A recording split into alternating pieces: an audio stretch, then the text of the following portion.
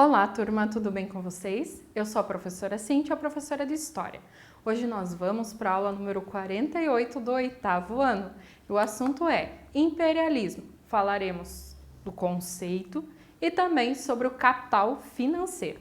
Para o desenvolvimento desse assunto, temos alguns objetivos. São eles: explicar do que se trata o capital financeiro e como ele surgiu, caracterizar as principais associações de empresas, trust, cartel e holding, conceituar imperialismo e apresentar o que as grandes potências buscavam, descrever o darwinismo social com ênfase no fardo do homem branco. Antes de mais nada, já separe os materiais da aula de hoje, seu livro didático, caderno, lápis, caneta e borracha, para o estudo desse assunto e depois desenvolvimento da atividade. Muito bem, com frequência as empresas da época, as indústrias, elas pediam empréstimos aos bancos ou se associavam a eles com o objetivo de aumentar seus negócios ou suportar a concorrência, certo? Desta forma, os bancos ganharam um grande poder, chegando inclusive a influenciar os governos de seus países. Assim, nasce o tal capitalismo financeiro, que a partir dos anos de 1870, novas atividades econômicas exigiam grandes investimentos, que não podiam ser apenas de recursos das pessoas ou das famílias. Nesse sentido, os bancos e as instituições financeiras assumiram um papel importantíssimo, central nesse financiamento, né? Eles financiavam as produções industriais, agrícola e mineral, controlavam também, por meio da aquisição de ações, as empresas de diferentes setores e atividades. Isso tudo se constitui, então, ao capitalismo financeiro. Vai estar muito presente aqui na segunda Revolução Industrial. Se tinha o capitalismo industrial lá na primeira Revolução Industrial, se tinha o capitalismo comercial lá na Idade Moderna, ali que a gente estudou, agora nós temos o capitalismo financeiro. Com o avanço da industrialização, a concorrência entre as grandes empresas aumentou e muito. E para vencer a concorrência, os grandes capitalistas faziam uma guerra de preços, mantinham seus preços bem baixinhos por um determinado tempo, até que os concorrentes não aguentassem, falissem, ou até vendessem a empresa por um valor mais baixo. Então, consequentemente, iam ampliando o seu poder. Aos poucos, essas empresas, elas mais fortes, então, acabavam engolindo as mais fracas, formando assim empresas gigantescas ou associação de empresas. Nós temos exemplos dessas empresas gigantescas, trust, cartel e holding. Vamos caracterizar cada um deles. Trust. Trata-se de uma associação de empresas em que apenas uma que passa a comandar todas as fases da produção, desde a aquisição da matéria-prima até a comercialização do produto. Dessa forma, ela passa a impor os preços finais. Temos um exemplo, Perdigão, ali um trust horizontal. Sadia mais a Perdigão gerou Brasil Foods. Então, há uma união para controlar ao final a questão dos preços e diminuir, de certa forma, a concorrência.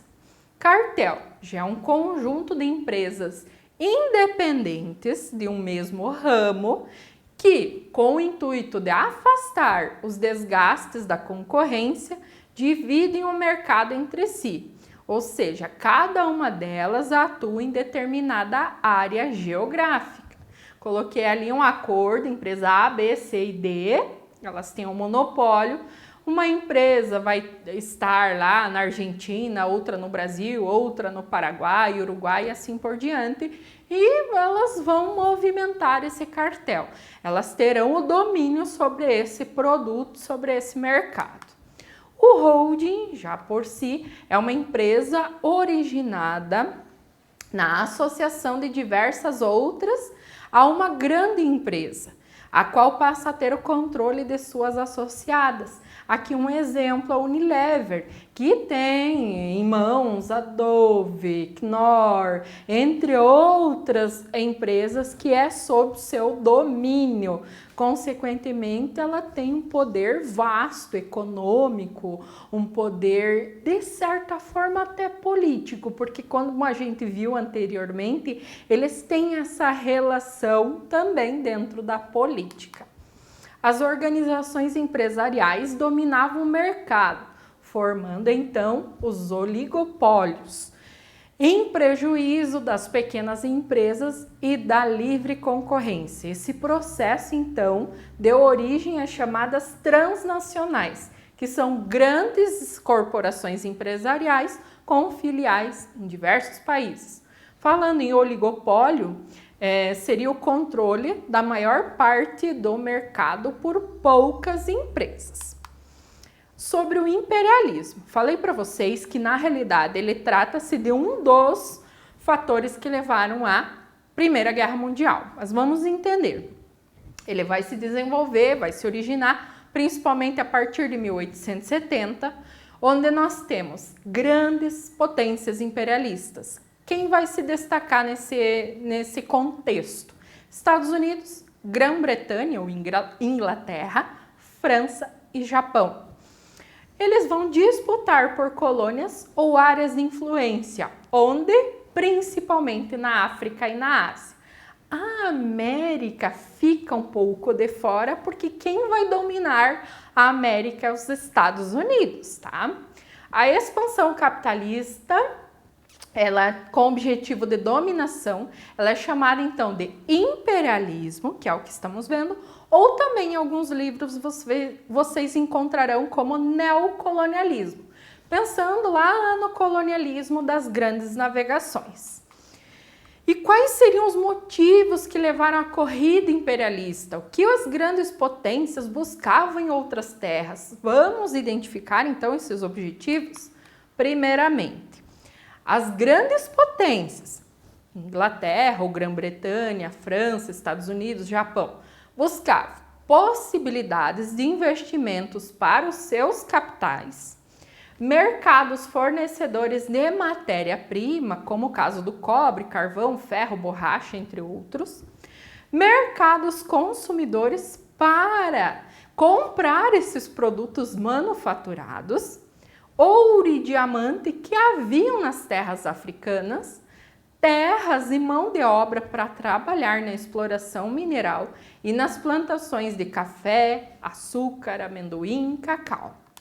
Resumindo, os países imperialistas eles estavam atrás de 3 M's: matéria-prima para a fabricação dos produtos, mão de obra, em especial barata, que nesses continentes Ásia e África tinha de montão, e ainda mercado consumidor, para consumir, comprar esses produtos. Então lembre-se desses 3 M's: matéria-prima, mão de obra e mercado consumidor.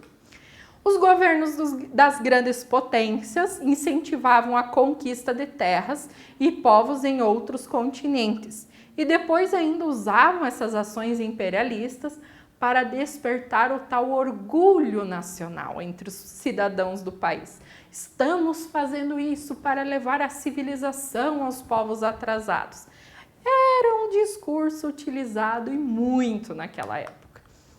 Enquanto, voltando aqui, acontecia a corrida imperialista, pensadores europeus desenvolveram uma teoria chamada mais tarde do darwinismo social.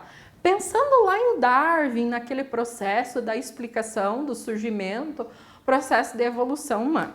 Vamos lá. De acordo com o darwinismo social, as raças humanas, veja só, passam por um processo de evolução e só as mais aptas sobrevivem. Nessa luta pela vida, as raças superiores prevalecem. Essa teoria está apoiada em 2 ideias equivocadas. Quais seriam elas? A primeira é que existem raças humanas Todos somos humanos, não existe raça humana, raça 1, raça 2, raça 3. A segunda teoria, também ideia equivocada, é de que a raça branca é superior à raça negra, à raça amarela e aos mestiços. Não existe. Existem sim diferenças, mas ninguém é superior ou inferior por essas diferenças apenas por conta da pigmentação da cor. Hoje não se aceitam mais a existência, aliás, de raças humanas, nem mesmo a superioridade de um povo sobre o outro. Sabe-se que existe apenas uma raça, a raça humana. E sabe-se também que nenhum povo é superior a outro. Aí quebra a questão do racismo. Por isso que o racismo é algo ultrapassado. Por isso que desrespeitar alguém apenas pela cor da pele é muito. É lá do fim do mundo, cara. Pensem nisso, se respeitem. Existem diferenças e as diferenças devem existir para o funcionamento, para tornar esse povo mais lindo. Olha o povo brasileiro, o povo mais lindo que tem no mundo. Por quê? Porque ele surge a partir da mistura de todos esses grupos. Os africanos, indígenas, depois dos europeus, primeiro os europeus, os ibéricos, vamos dizer assim, portugueses e espanhóis, mas também tem a questão dos italianos, alemães, poloneses, entre outros, tá? Outra situação sobre o darwinismo social, o fardo do homem branco, aquele peso do homem branco. No século XIX, o darwinismo social foi considerado científico, para vocês terem uma noção. Serviu para justificar ainda a dominação imperialista. Com base nessa e em outras teorias racistas também, os líderes europeus diziam ter o dever de civilizar os demais povos, levar a eles o progresso e os bons costumes, ou seja, os seus valores. Em outras palavras, diziam ter uma missão civilizadora para com os povos de cor. Para vocês terem uma ideia, essa missão, segundo eles, era o fardo do homem branco, levar civilização, um avanço para os povos atrasados, africanos, asiáticos, com todo aquele vasto conhecimento dentro da cultura deles. Será que eram atrasados ou apenas tinham conhecimentos diferentes? Que se unisse ao dos povos europeus, poderíamos estar ainda mais evoluídos naquele período? Pensa nisso. Na próxima aula, reconheceremos um pouquinho sobre o imperialismo, como ele aconteceu, principalmente no continente africano. Agora, façam a atividade de hoje com o intuito de revisar esse assunto e fixar informações, que, como eu disse, serão pré-requisitos para o entendimento de próximos assuntos. Um deles, a Primeira Guerra Mundial. Bons estudos a todos, até a próxima aula, um abraço e tchau!